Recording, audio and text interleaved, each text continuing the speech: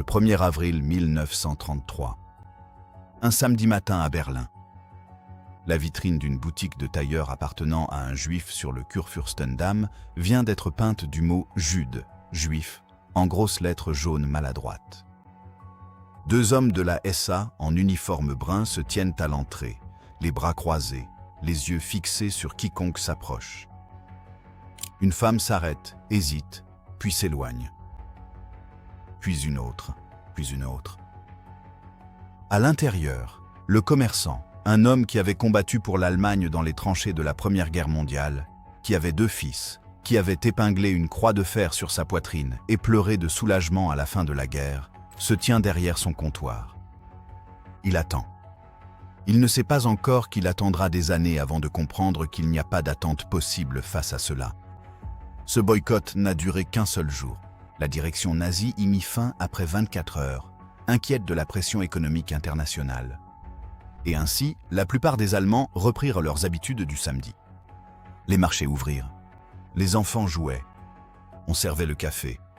Et dans les foyers juifs à travers l'Allemagne, dans les appartements de Francfort, dans les maisons de ville de Munich, dans les modestes logements de Hambourg, pères et mères se disaient la même chose. Ça passera, ça passe toujours. Nous avons déjà vécu cela. Ils avaient déjà vécu cela. Les Juifs allemands comptaient parmi les communautés juives les plus intégrées au monde. Ils avaient combattu dans les guerres de l'Allemagne, remporté ses prix, écrit sa littérature, composé sa musique, pratiqué sa médecine et enseigné dans ses universités. Ils parlaient l'allemand comme langue maternelle. Ils se considéraient d'abord comme allemands. Leur synagogue était construite dans le style de l'architecture civique allemande. Leurs enfants allaient dans des écoles allemandes. Leurs grands-parents étaient enterrés en terre allemande. Et pourtant, ce qui suit n'est pas l'histoire d'une catastrophe soudaine. Il n'y eut pas un seul matin où tout changea, pas une seule loi, pas un seul discours, pas un seul événement qui transforma la vie ordinaire en persécution du jour au lendemain. Ce qui est arrivé à la vie juive en Allemagne entre 1933 et 1939 fut quelque chose de bien plus insidieux qu'une explosion soudaine. C'était une lente érosion, un resserrement, une suffocation bureaucratique menée formulaire après formulaire, décret après décret, employé licencié après employé licencié, licence annulée après licence annulée, vitrine peinte après vitrine peinte. C'est l'histoire de ce que cela a réellement ressenti, non pas du point de vue des généraux ou des politiciens, ni des salles de conférence où les décisions étaient prises avec une froide efficacité, mais depuis les cuisines, les salles de classe, les couloirs d'école, les bancs de parc, les tables familiales où l'on essayait désespérément, obstinément, humainement de croire qu'une vie normale était encore possible. Elle ne l'était pas. Mais le chemin qui mène de ce samedi d'avril en 1933 à l'obscurité qui a suivi est un parcours qu'il vaut la peine de comprendre pleinement. Car comprendre comment la vie ordinaire devient impossible est la seule façon de comprendre comment des gens ordinaires ont pu laisser cela se produire. Voilà à quoi ressemblait réellement la vie des Juifs dans les premières années du régime nazi.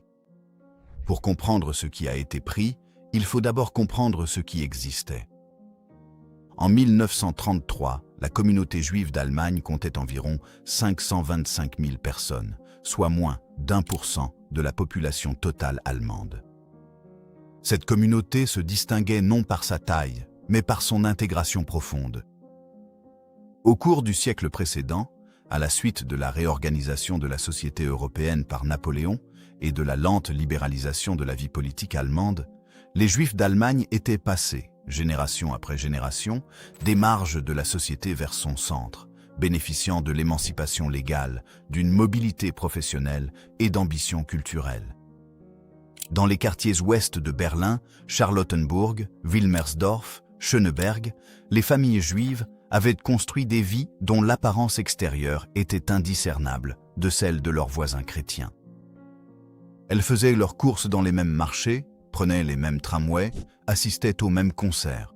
Elles envoyaient leurs enfants dans les mêmes écoles. Leurs appartements étaient aménagés avec le même soin bourgeois. Lourds buffets en chêne, photographies encadrées, linge soigneusement repassé, livres rangés sur des étagères, avec la fierté de ceux qui croyaient profondément que l'éducation était le passeport pour l'intégration. Ces livres comptaient. Les Juifs allemands lisaient avec voracité. Ils représentaient une part disproportionnée des intellectuels, journalistes et artistes allemands. Sigmund Freud avait transformé la façon dont le monde occidental comprenait l'esprit humain. Albert Einstein avait réécrit les lois de la physique. Heinrich Heine, un converti, complexe, inclassable, avait écrit certains des plus beaux poèmes allemands jamais composés. Ce n'étaient pas des figures périphériques. Ils étaient au cœur de ce que l'Allemagne comprenait d'elle-même. Dans les professions, la participation juive était importante et visible. Des médecins juifs exerçaient dans toutes les villes d'Allemagne. Des avocats juifs remplissaient les tribunaux. Des professeurs juifs donnaient des cours dans les universités de Berlin, Francfort, Heidelberg. En médecine, en droit, dans le monde universitaire, les chiffres dépassaient ce que de simples données démographiques auraient pu prédire, résultat de générations ayant mis l'accent sur l'apprentissage comme moyen de survie, et d'une communauté qui avait trouvé, dans la réussite professionnelle, le chemin le plus sûr vers l'acceptation sociale. Tous les juifs allemands n'étaient pas prospères. La communauté juive n'était pas monolithique. Il y avait des marchands fortunés et des colporteurs en difficulté.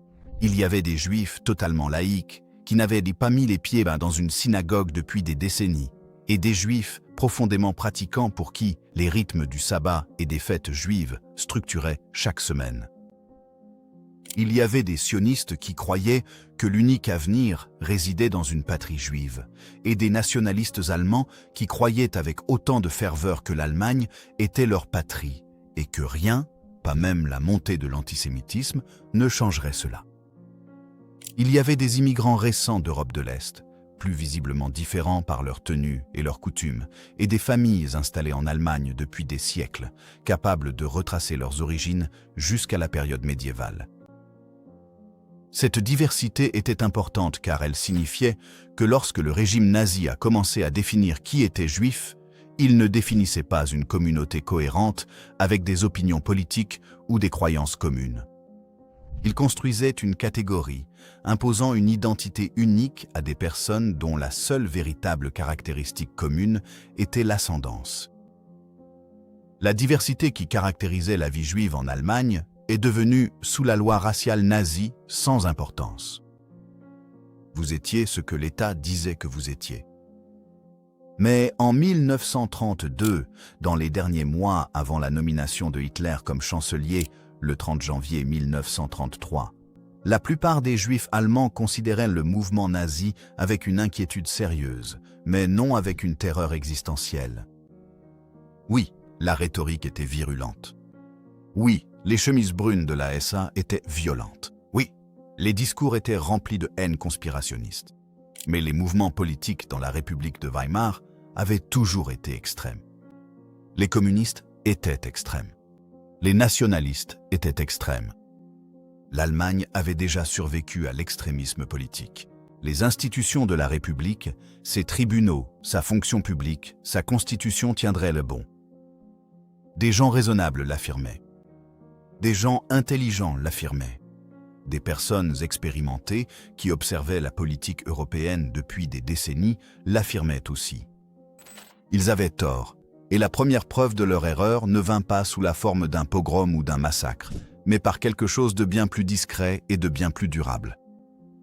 Elle vint sous la forme de la paperasse. Le processus commença par une loi que la plupart des gens en dehors de l'Allemagne n'ont jamais lue. Le 7 avril 1933, 6 jours après ce boycott d'un jour, le gouvernement nazi adopta la loi pour la restauration de la fonction publique professionnelle. Le titre était délibérément anodin, mais son contenu était précis et chirurgical. Tout fonctionnaire d'origine non-aryenne, c'est-à-dire en pratique tout fonctionnaire ayant au moins un grand-parent juif, devait être renvoyé de son poste. D'un seul coup, les juges juifs furent écartés des tribunaux. Les professeurs juifs furent évincés des amphithéâtres universitaires.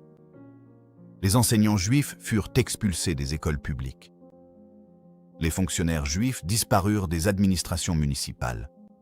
La bureaucratie, colonne vertébrale de la vie institutionnelle allemande, fut purgée de toute présence juive avec l'efficacité que seule la bureaucratie peut atteindre. Les renvois ne furent pas annoncés en grande pompe. Ils arrivaient sous forme de lettres, de notes de service, lors de réunions discrètes où un chef de service informait un employé de 30 ans d'ancienneté que ses services n'étaient plus requis. La loi prévoyait des délais de préavis, des considérations de pension, toute la courtoisie administrative qui rend l'injustice organisée presque raisonnable au moment où elle est appliquée. Pensez à ce que cela signifiait dans la vie quotidienne. Un juge qui avait présidé des affaires pendant 20 ans recevait une lettre, vidait son bureau et quittait un bâtiment dans lequel il était entré chaque matin pendant 2 décennies. Un professeur qui avait enseigné la chimie, la philosophie ou l'histoire, qui avait formé l'esprit de centaines d'étudiants allemands, était informé que ses cours étaient annulés, que son bureau était requis, que l'université le remerciait pour ses services. Un instituteur qui avait appris à lire à des enfants allemands se tenait devant une classe pour la dernière fois, sans avertissement. Le monde professionnel s'est contracté presque immédiatement. L'Association médicale allemande a entrepris d'exclure les médecins juifs du système d'assurance maladie d'État, rendant ainsi économiquement difficile pour eux de maintenir une pratique générale. L'Association du barreau allemand a commencé à faire pression sur les avocats juifs. Les journalistes juifs se sont vus retirer leur carte de presse. Les acteurs juifs ont été exclus de la Chambre de la culture du Reich, sans l'adhésion à laquelle il était illégal de travailler dans le domaine des arts. Dans les foyers à travers l'Allemagne, les conversations autour de la table du dîner ont changé de ton. Ce qui était autrefois des discussions sur le travail, les affaires, les élèves, les patients, les articles, les représentations, est devenu des discussions sur ce qu'il fallait faire ensuite. Des pères, qui s'étaient définis par leur profession toute leur vie d'adulte, s'asseyaient dans leur cuisine et tentaient d'expliquer à leurs enfants pourquoi ils n'allaient plus au bureau. Les mères calculaient en silence combien de temps les économies allaient durer. La question de l'émigration s'est posée pour la première fois dans de nombreuses familles, et ce n'était pas une question simple. Pour les plus jeunes, surtout ceux qui n'avaient pas d'attache profonde, ceux qui possédaient des compétences transférables à l'international, la logique du départ devenait de plus en plus difficile à ignorer. Des milliers de personnes ont quitté l'Allemagne en 1933. Des intellectuels, des artistes, des scientifiques, des médecins qui pouvaient trouver des postes à l'étranger. Einstein était déjà aux États-Unis lorsque Hitler a été nommé chancelier et il a choisi de ne pas revenir. D'autres ont suivi, vers Paris, Londres, la Palestine, New York. Mais la majorité est restée et il est essentiel de comprendre leurs raisons. Car, rétrospectivement, ces raisons sont facilement rejetées comme étant naïves. Elles n'étaient pas naïves. Elles étaient humaines. L'Allemagne était leur foyer. La langue était leur foyer. Les rues étaient leur foyer. Les tombes où reposaient parents et grands-parents étaient leur foyer. Beaucoup de juifs avaient des conjoints non juifs, des voisins non juifs depuis 30 ans, des collègues et des amis qui exprimaient en privé leur gêne face à ce qui se passait. L'idée que l'on puisse être forcé d'abandonner définitivement tout ce qui constituait une vie n'était pas facile à accepter comme une réalité. L'esprit y résiste, le cœur y résiste, et pratiquement, où irait-on? L'émigration nécessitait de l'argent, des relations, un pays d'accueil. Beaucoup de nations n'étaient pas accueillantes. Les quotas d'immigration étaient stricts. Les États-Unis, la Grande-Bretagne, la France, tous imposaient des limites. La Palestine, sous mandat britannique, imposait des restrictions. Le monde au-delà de l'Allemagne n'accueillait pas à bras ouverts, alors la plupart restèrent et s'adaptèrent. De nouvelles organisations professionnelles se formèrent, des associations culturelles juives, des écoles juives, une presse juive. Si la société allemande fermait ses portes, les Juifs créeraient leurs propres institutions à l'intérieur de ces murs qui se refermaient. C'était une réponse digne et pragmatique.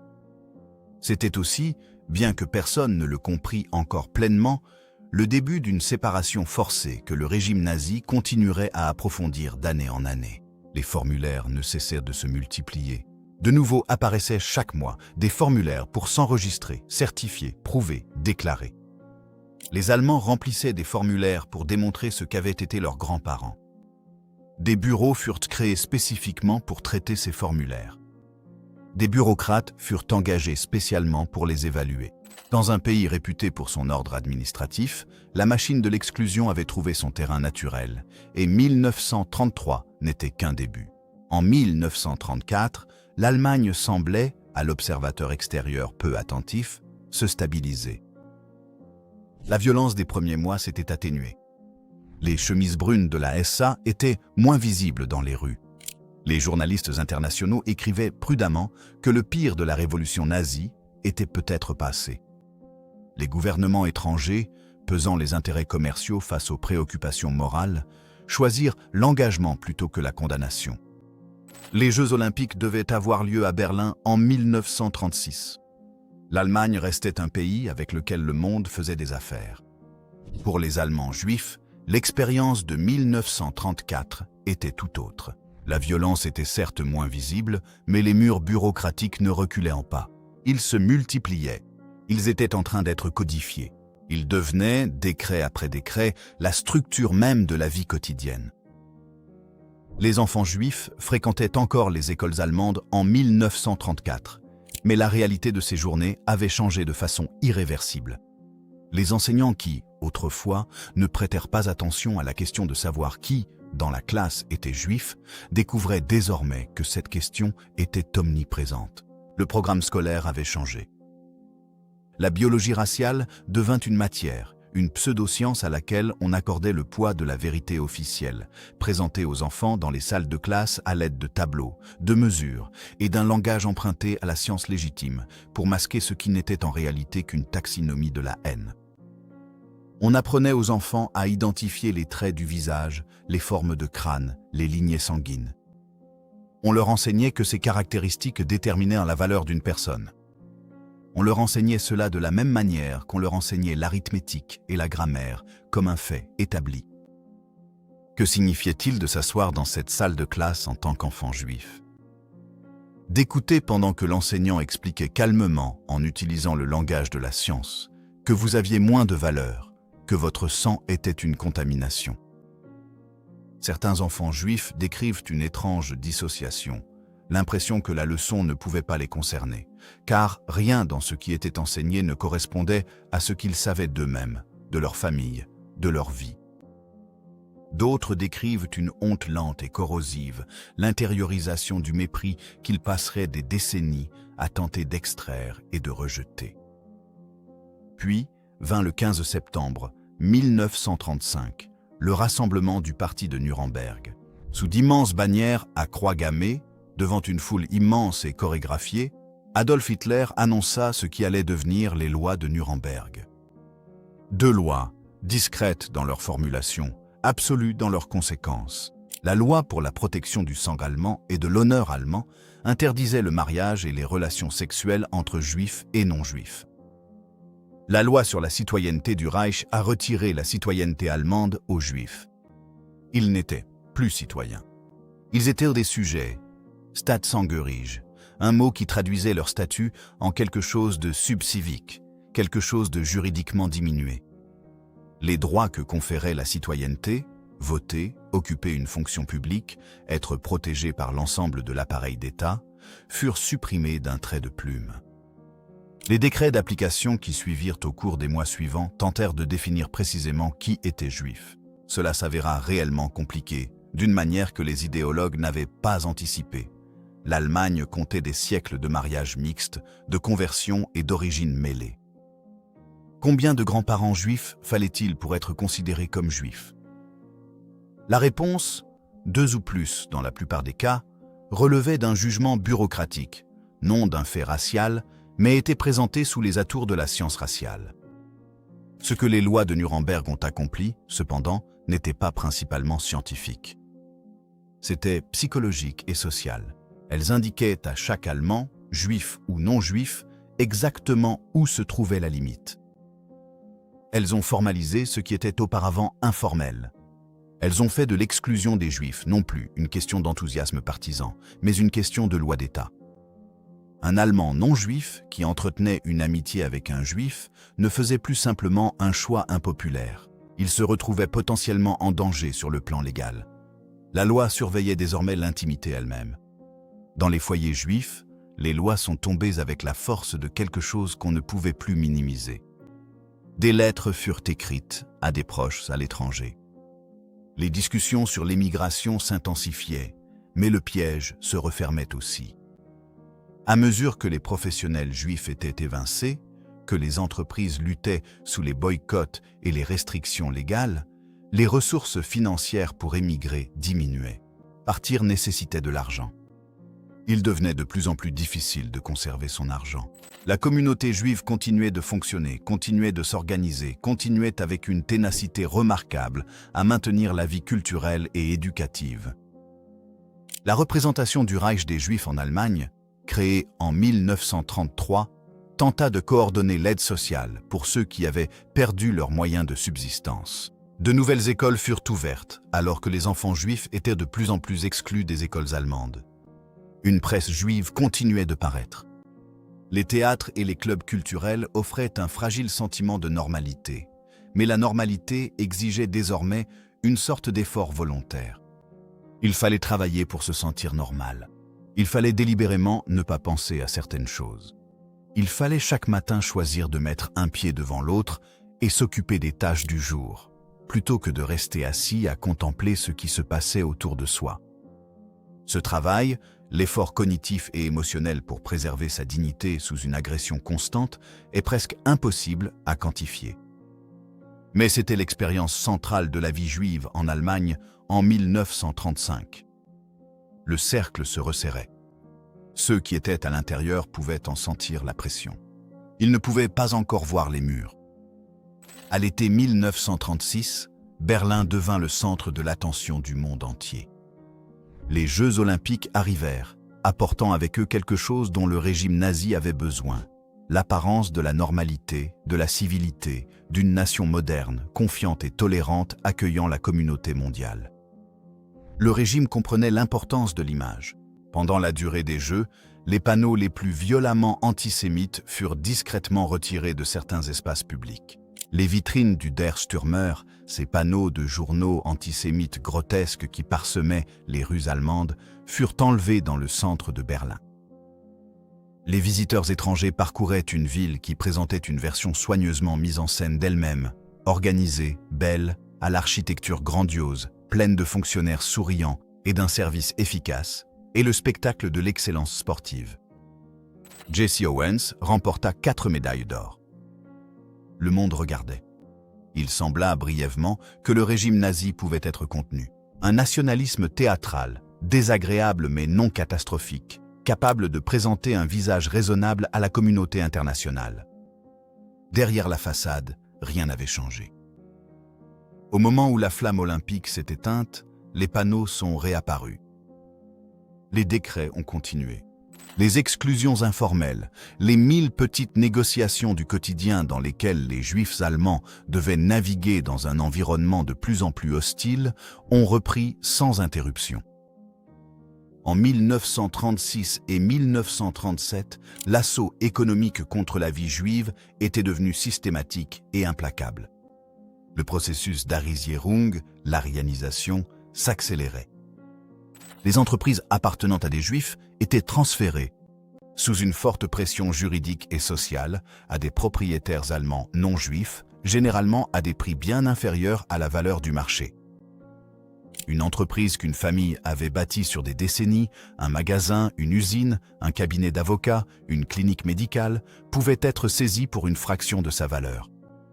L'État a fourni des mécanismes juridiques, les autorités locales ont participé, et de nombreux Allemands ordinaires, voisins, rivaux commerciaux, opportunistes, en ont profité. Le processus n'était pas toujours violent. Il était souvent administratif. Un propriétaire d'entreprise juif pouvait recevoir des avis des autorités soulevant des questions sur la conformité fiscale. Une licence pouvait être menacée. Un bail pouvait soudainement ne pas être renouvelé par un propriétaire ayant reçu des directives discrètes sur le caractère indésirable des locataires juifs. Le langage de la bureaucratie masquait ce qui était en fait un vol organisé. Dans les cuisines, les conversations étaient devenues plus vives. Les économies fondaient. Les professions qui faisaient vivre les familles étaient désormais fermées ou en train de fermer. Des adultes qui avaient passé leur vie professionnelle à bâtir quelque chose, une carrière, un cabinet, une entreprise, le voyaient maintenant être démantelés. Pas par la violence de la foule, principalement, mais par la paperasse, par des fonctionnaires avec des mallettes, des formulaires et des tampons en caoutchouc. Les enfants naviguaient dans un autre type de complexité quotidienne. En 1936, les enfants juifs des écoles allemandes étaient confrontés à une hostilité croissante. Les enseignants humiliaient parfois ouvertement les élèves juifs, les utilisant comme exemple dans les cours de biologie raciale, leur demandant de se lever pendant que la classe examinait leurs traits. Les camarades de classe, absorbant ce que la culture leur disait sur l'infériorité juive, traduisaient l'idéologie dans le langage de l'enfance. Moquerie, exclusion, intimidation physique dans les cours de récréation. Tous les enfants non juifs n'y participaient pas. Certains maintenaient des amitiés avec des camarades juifs au prix de sacrifices personnels. Mais la pression sociale était immense, et les enfants sont extrêmement sensibles à la pression sociale. De nombreuses familles juives ont pris la décision déchirante de retirer complètement leurs enfants des écoles allemandes. Les écoles juives se sont agrandies pour les accueillir. Ces écoles, organisées, déterminées, souvent excellentes, essayèrent de fournir non seulement une éducation, mais un espace protégé. Un endroit où un enfant pouvait s'asseoir à un bureau sans s'attendre à être humilié. Un endroit où l'identité juive n'était pas une marque de honte, mais d'appartenance. Mais même au sein de cette protection, le monde extérieur était impossible à occulter totalement. Les enfants voyaient les panneaux sur les bancs publics indiquant « Les Juifs ne sont pas les bienvenus ». Ils voyaient quels magasins affichaient des pancartes dans leurs vitrines annonçant qu'ils ne servaient pas les Juifs. Ils écoutaient la radio, inévitable dans une Allemagne où le régime avait fait du Volksempfänger, le récepteur du peuple, un pilier de sa propagande. Ils absorbaient, par tous les canaux de la vie quotidienne, le message qu'ils n'étaient pas les bienvenus. Et ils observaient leurs parents. Ils voyaient des pères qui avaient été médecins ou avocats, ou commerçants, subir les indignités d'une société qui les expulsait systématiquement. Ils voyaient des mères calculer, planifier, s'inquiéter. Ils voyaient les adultes décider de rester ou de partir et lutter visiblement face à des choix sans issue. Les chiffres de l'immigration augmentaient. En 1937, environ 130 000 Juifs avaient quitté l'Allemagne, soit un quart de la communauté d'avant 1933, mais environ 375 000 restaient. Certains parce qu'ils n'avaient pas les moyens de partir. D'autres car ils croyaient encore, malgré les preuves, que le régime se modérerait. D'autres enfin car les pays d'accueil étaient de moins en moins disposés à les recevoir. Le monde regardait, et le monde, à quelques exceptions près, n'ouvrait pas ses portes. Le pire était encore à venir. Mais l'architecture de ce qui allait suivre était déjà en place. Début 1938, quiconque était attentif voyait que l'exclusion légale et sociale des Juifs s'accélérait vers quelque chose, sans pouvoir dire quoi précisément. Le rythme de l'arianisation s'est accéléré de façon spectaculaire. Un décret d'avril 1938 obligeait les Juifs à déclarer leurs biens s'ils valaient plus de 5000 Reichsmarks. Un préalable direct à leur saisie. Les propriétaires juifs subissaient des pressions accrues pour vendre. Dans certaines villes, les nazis menaient de véritables campagnes d'extorsion économique, menaçant de violence ou de poursuites, à moins que les propriétaires ne cèdent leurs entreprises au prix fixé par l'acheteur.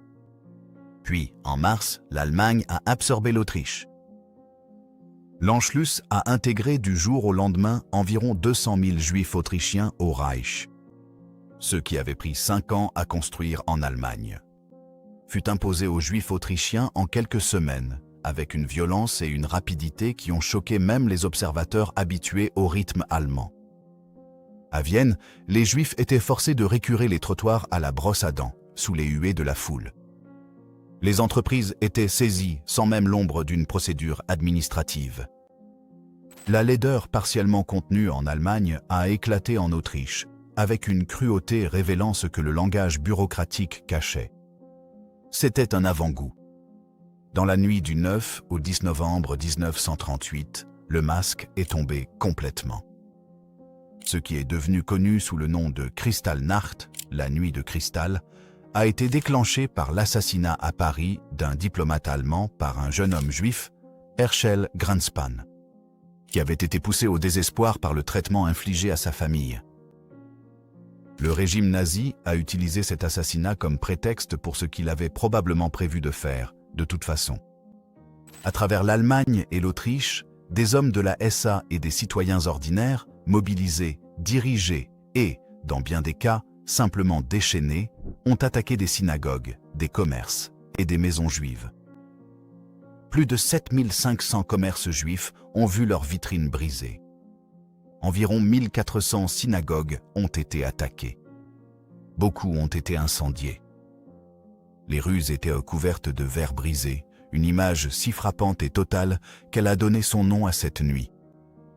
Des hommes juifs ont été attaqués chez eux et dans les rues. Des femmes ont été agressées. Les enfants regardaient. Près de 100 juifs ont été tués directement pendant le pogrom. Mais le chiffre le plus significatif pour la suite était celui-ci. Environ 30 000 hommes juifs ont été arrêtés et envoyés dans des camps de concentration, Dachau, Sachsenhausen, Buchenwald, dans les jours qui ont suivi. Ce n'étaient pas des criminels. C'étaient des pères, des fils, des commerçants, des médecins, des vétérans retraités.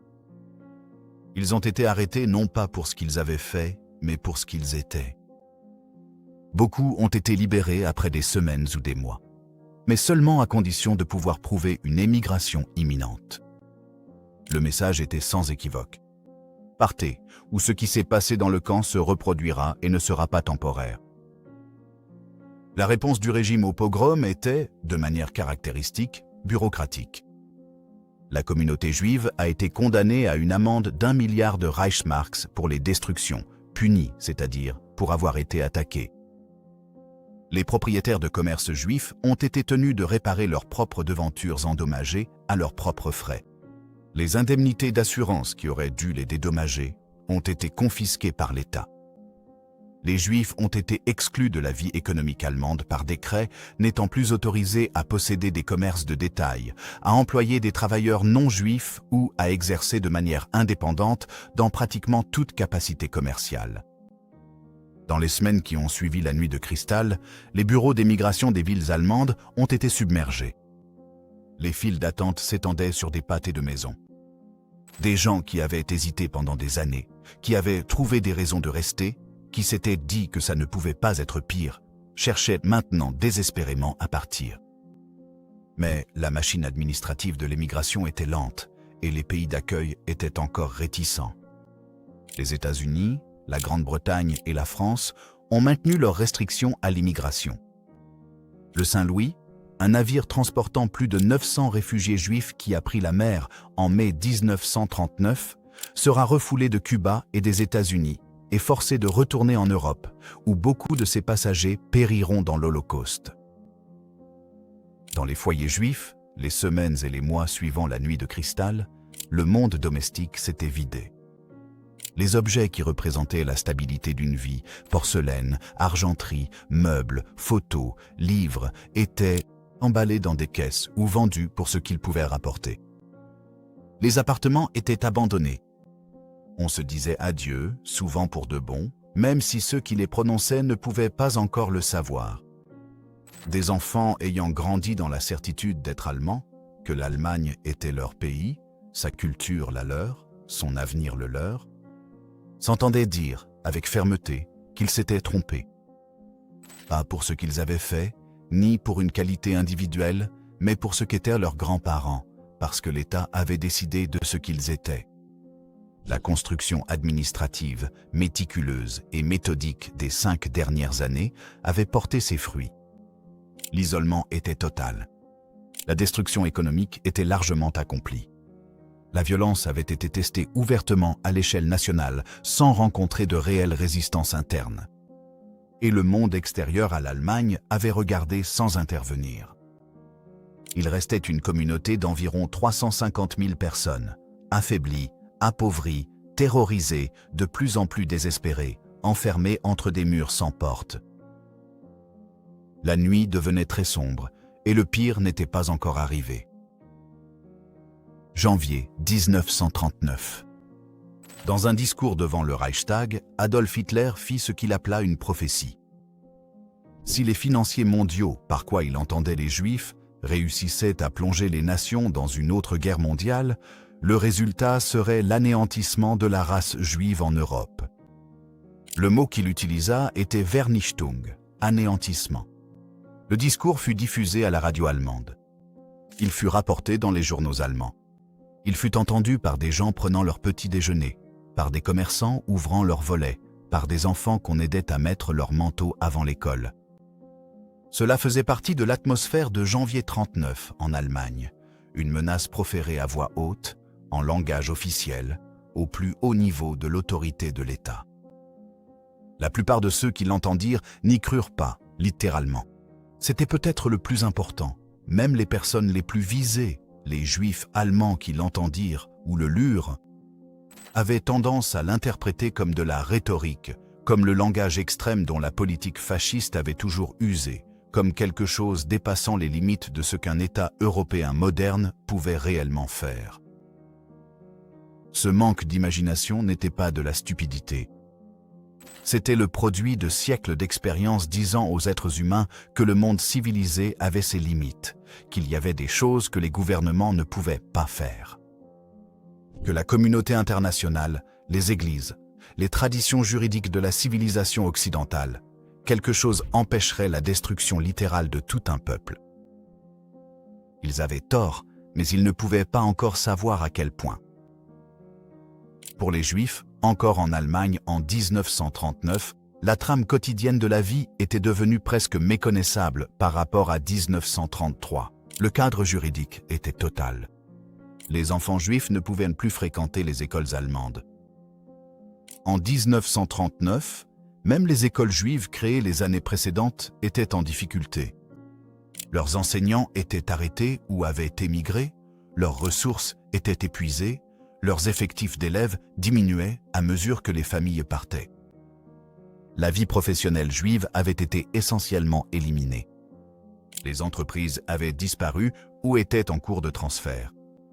Les appartements dans les quartiers prisés étaient évacués sous la pression et les Juifs concentrés dans des bâtiments particuliers, des rues particulières. Une ségrégation préliminaire dont les implications complètes n'étaient pas encore visibles. La communauté juive restante en Allemagne vieillissait et s'appauvrissait. Les jeunes et les mobiles étaient en grande partie partis. Ce qui restait, c'étaient des gens qui n'avaient pas les moyens de partir, des gens trop vieux ou trop malades pour entreprendre l'émigration. Des gens qui s'occupaient de parents âgés et ne pouvaient pas les abandonner. Des gens qui avaient essayé et échoué à obtenir les papiers nécessaires au départ. Et puis, le 1er septembre 1939, l'Allemagne a envahi la Pologne. La guerre dont Hitler avait parlé a commencé. Et avec elle, la situation des Juifs en Allemagne, déjà catastrophique, a subi une autre transformation. Les règlements de temps de guerre qui se sont abattus sur la communauté juive dans le mois qui a suivi ont été implacables. Couvre-feu, restrictions de rationnement. Les Juifs recevaient des rations alimentaires plus petites que les Allemands non-juifs par décret officiel. Il était interdit aux Juifs de posséder des radios, interdit d'utiliser les téléphones publics, interdit d'entrer dans certains espaces publics, obligé de porter l'étoile jaune. Pas encore en Allemagne en 1939. Cela viendrait en septembre 1941. Mais la préparation de ce moment était déjà en cours. Le monde au-delà de l'Allemagne était désormais en guerre. Les routes d'émigration qui existaient se fermaient une à une. Les pays européens qui avaient offert un refuge potentiel étaient occupés. Les États-Unis n'étaient pas encore en guerre et maintenaient leurs restrictions. La Palestine était sous des restrictions britanniques qui se durcissaient. Le monde dans lequel une famille juive pouvait faire ses valises et trouver un nouveau foyer rétrécissait de façon catastrophique. À l'automne 1939, une nouvelle série de préparatifs administratifs était en cours dans des bureaux dont la communauté juive d'Allemagne ne savait rien. Les plans sur le sort des Juifs de Pologne, plus de 3 millions de personnes, un nombre qui éclipsait toute la population juive d'Allemagne, étaient élaborés dans le langage froid et efficace de la bureaucratie allemande. Ghetto, point de concentration, gestion de la population. Ce n'était pas encore le langage de l'extermination, mais l'infrastructure d'un contrôle de masse se mettait en place. Dans les foyers juifs allemands, l'hiver 1939 fut une saison de peur profonde et d'incertitude totale. Les gens écoutaient, là où ils le pouvaient encore avant la saisie des radios, toutes les informations qui leur parvenaient. Ils écrivaient à leurs proches à l'étranger, des lettres de plus en plus censurées, de plus en plus désespérées en filigrane, même si elles paraissaient neutres en surface. Ils s'asseyaient à table et calculaient, sans relâche, leurs options qui s'amenuisaient. Le monde ordonné, intégré et riche culturellement qui existait en 1932 avait disparu. Il fut remplacé par une vie menée dans les marges étroites que l'État autorisait. Et ces marges se réduisaient de mois en mois. Les formulaires étaient devenus des murs. Les murs étaient devenus une cage. Et hors de la cage, la guerre remodelait le monde d'une façon qui ferait bientôt passer le sort des Juifs d'Allemagne pour le simple début de quelque chose de bien plus vaste et bien plus sombre. La porte du monde qu'ils avaient connue se fermait depuis 6 ans. Désormais, elle était close. Tout a commencé par un atelier de tailleur dans une rue de Berlin. Un homme derrière un comptoir. Une journée de clients qui lui tournent le dos. L'ampleur de ce qui a suivi. Les ghettos, les transports, les camps, les 6 millions. Cela peut sembler trop vaste pour l'esprit humain. C'est peut-être pour cela qu'il est si important de comprendre les premières années. Car ces premières années sont à l'échelle humaine. Ce sont les années des formulaires, des salles de classe, des bancs publics et des discussions à table. Les années où la vie ordinaire est démantelée, petit à petit. Entre 1933 et 1939, l'État allemand n'a pas assassiné ses citoyens juifs. Il a d'abord fait autre chose. Il les a défaits. Il les a privés de leur métier, de leur citoyenneté, de leur commerce, de l'avenir de leurs enfants, du regard de leurs voisins. Il leur a ôté leur sentiment d'appartenance. Il leur a dit, par tous les moyens du pouvoir d'État moderne, la loi, l'éducation, les médias, la bureaucratie, la violence, qu'ils n'étaient pas allemands, ne l'avaient jamais été et ne le seraient jamais.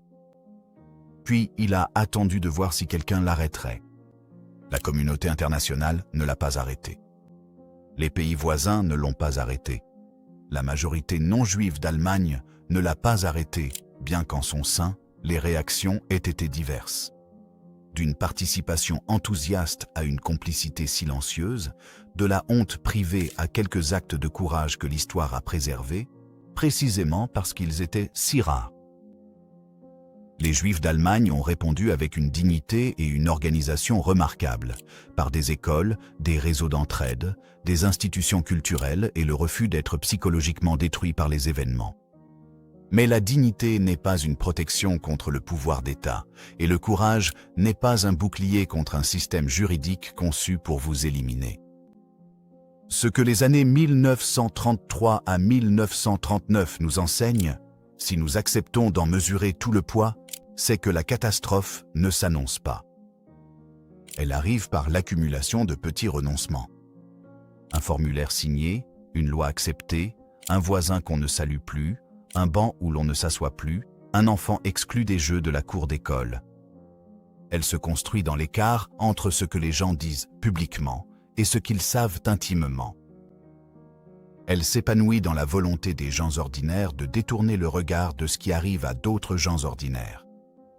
Elle est bâtie, en d'autres termes, avec les mêmes matériaux que la civilisation elle-même. Des institutions, de la paperasse, de la routine, de l'ordinaire. Le tailleur à la croix de fer sur la poitrine avait donné à l'Allemagne tout ce qu'il possédait. L'Allemagne le lui avait repris, pièce par pièce, avec l'efficacité tranquille d'un bureau administratif bien géré.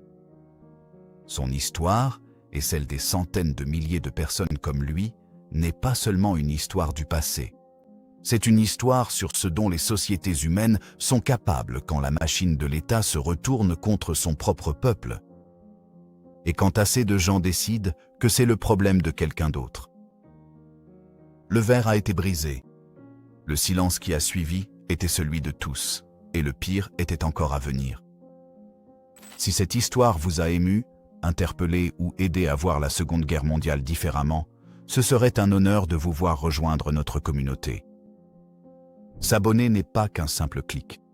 C'est une façon de soutenir des récits plus forts, des voix oubliées et plus de vérité sur le passé.